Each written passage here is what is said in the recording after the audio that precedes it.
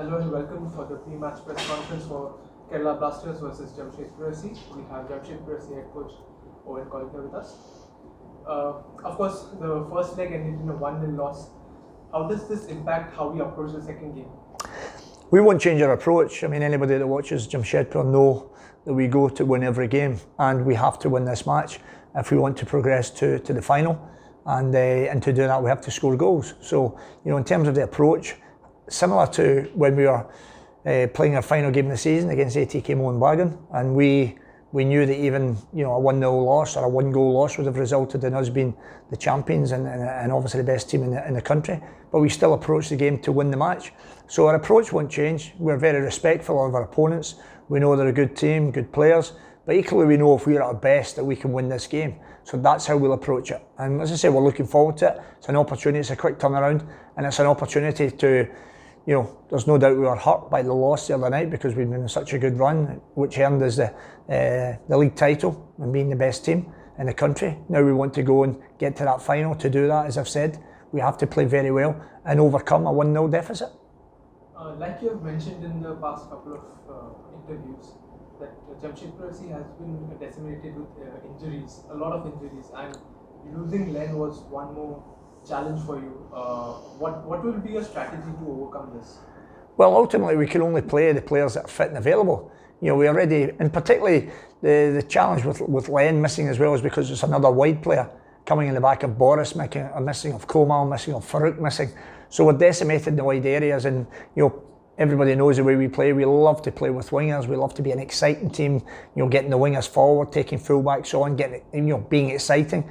So ultimately, that's if they're not available, and Boris certainly won't make it. Len is a huge doubt. I'd be very surprised if Len makes it. So therefore, I need to look at things and try and find a solution. But it won't change our philosophy in terms of going to win games, because we have to win as we always want to do. And so we'll pick a very positive, attack-minded team, and we'll need to concentrate on the ones we do have available. So it's a blow to miss all those players, of course it is, but that's the nature of football. Sometimes you players injured, sometimes suspensions, different things. But listen, we get on with it. We're very positive, we do it with a smile on our face, and we look to go and win a really tough game. You played Mobashir on the right wing after Len got injured, and then you brought in Mandi as well to play on the left wing. Could we see any of them involved again? Well, again, with the numbers we've got, everything's a possibility. Mobashir played there a lot for us last year, if you remember, and did very well. So there's always those options. Mobashir had a wonderful chance from that position when Greg had slid a terrific free kick through to him. So, Sandeep, Mandi, Mobashir, I mean, they'll all come into our thinking. When all said and done, we'll put a very positive team on there, and it'd be naive of me to try and give those the team away before we go to play them. But I can assure you it'll be a positive team going to win the match. Could we see a little bit of rotation in the centre backs as well? To put in maybe one more foreign player up in front? Well, I mean, everything's up for grabs. But as I say, it'd be very silly of me to sit here and tell Kerala what our team's going to be. The bottom line is we'll pick the best team available to win a game, and a team that's prior to the night had won 10 games out of 11. So there wasn't and there isn't anything wrong with how we do things. So in terms of tinkering and chopping changes, we don't have to do that. We just have to find the right solution for the right spots. As a head coach, you have had a great record in cup games, and playoffs is almost a similar thing like the cup games back in England or in the US. What do you think of that? Well, I think it's great to have a brilliant record. That goes without saying. But as I said before, people make a lot of what happened 10 years ago, what happened 5 years ago, what happened last year when teams are competing against each other. I can assure you, what happened 3 days ago, it counts for nothing. It's on that given night. If your players are at their very best, and if we are, we can win a game against a very good side. And Kerala will feel the same way. So whatever's happened before counts for nothing.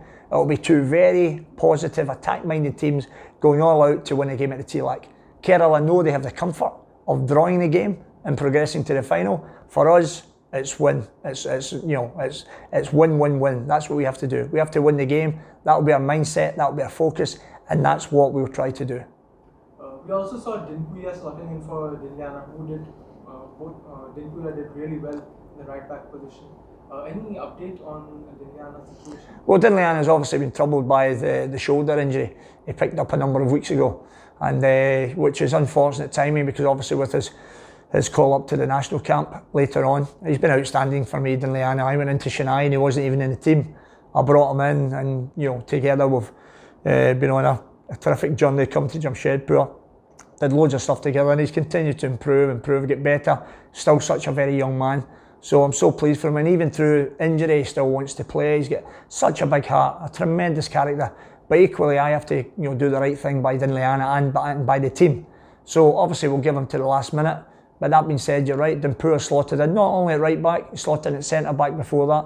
He's shown again to be such a wonderful young player. He's been a part of the team all year, not played as many minutes, but he was always there in my thoughts. And he's progressed in the training. He's been working every day in the training ground. You can see the improvement in him.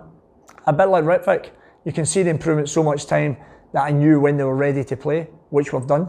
So again, if Dinliana doesn't make it, then Dimpur has shown that he's capable of stepping up and wearing that Jamshedpur jersey with pride.